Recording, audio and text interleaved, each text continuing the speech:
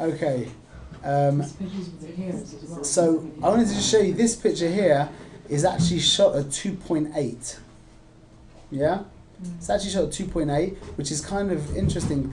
The photographer was actually quite a way back here, which meant, I didn't take this picture, but which meant at 2.8 we managed to keep people generally in focus, but at 2.8 we've kept the primary focus on the mothers, and we've kind of just de-emphasized the other girls here. We haven't made them completely irrelevant, but we've de-emphasized them, and in this case it worked at 2.8. Okay, I've shown you this picture before, so I just want to go through very quickly that I added this. Did we go through the adding in of the flare? So flare this was the natural flare here. It's basically impossible to gauge properly by yourself, and it's very much a luck thing. You can definitely engineer odds, but to get it really perfectly, all the good flare that you generally see in these pictures is all added in by post. This is maybe a little much, maybe, but the point here is just by using a very shallow, a very small aperture f/22, we created this strong starburst, which really lends itself to flare. This image here, I wanted to show you this image here. I've taken 100 times.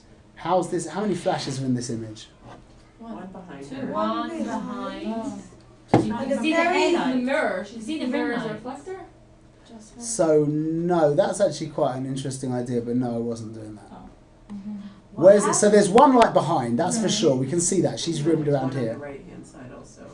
One over here, yeah? Yeah, so she's lit. This was the difference with this image. This image here, you don't want the backflash too strong, okay? And you also don't want to get, this is maybe it should be a bit more spray, but you have to really gauge the spray here. The time of this shot is really irrelevant. It's really based completely on flash.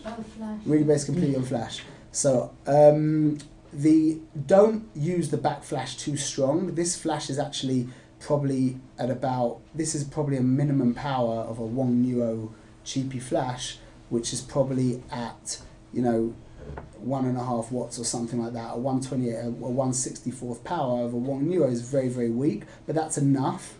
Okay, and then what I did was I put in another flash over here, again at a very weak power. He was like standing away from me, behind her, which gave a very short light on her face. It came out as a very nice image. But gauging the amount of hairspray is actually, I shoot this in burst, and I end up with a dozen of this image, probably maybe 6, maybe a dozen of these pictures.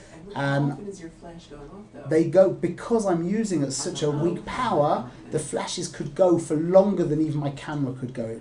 They could just keep going, even when I'm using very quick burst, 6 pictures a second. The flashes will have no problem keeping with this for as long as I can keep my finger on the back. The minute you go up in power, then it starts becoming an issue. Burst. Continuous. Yeah? Okay, just here is a nice example of the difference between what? What's the difference between these two images?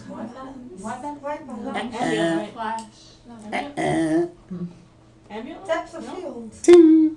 Yeah, We got there. We'll go. What's shutter speed? Look here. This was the original image at 1/60th of a second.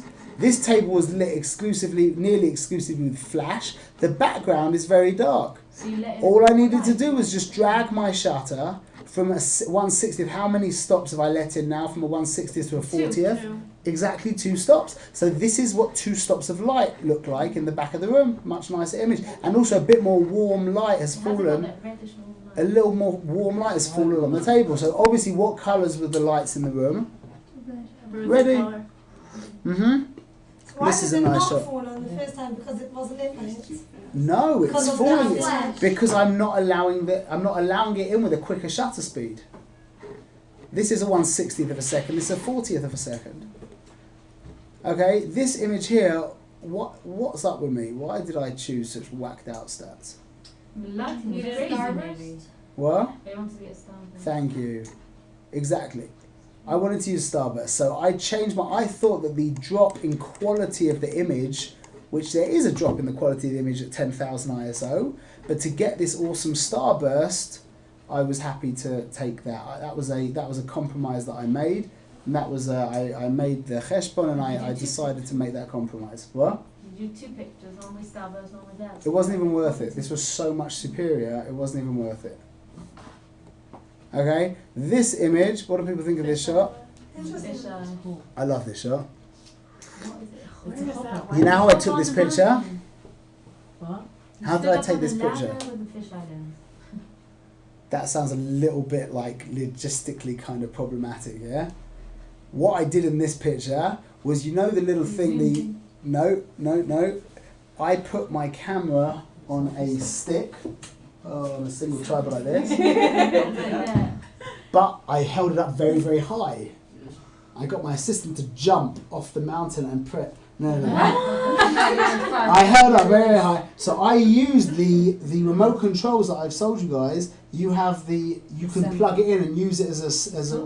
So I just picked it up very, very high. I have my button here, and I'm just going. Did all the same? You take it off. I had it set up first, so it was all set up. Then when it was during the hooker, I quickly got my assistant to give me this setup. I picked up the thing as high as I could, and I just was taking pictures, just moving around, probably holding it. Kept doing it so it would refocus. Okay, you can't turn it onto AI server at this point. It's very difficult to know what's happening with the focus. So I was just moving slightly from side to side, backwards and forwards, just pressing. I probably took 50 pictures like this, and you end up with a great shot. Where is this? It's in Mitzvah Yericho. What's that bird? No, it's not. It's an Eretz Bereishis. So it's Eretz Bereishis. It's Eretz Bereishis. Okay, that was that.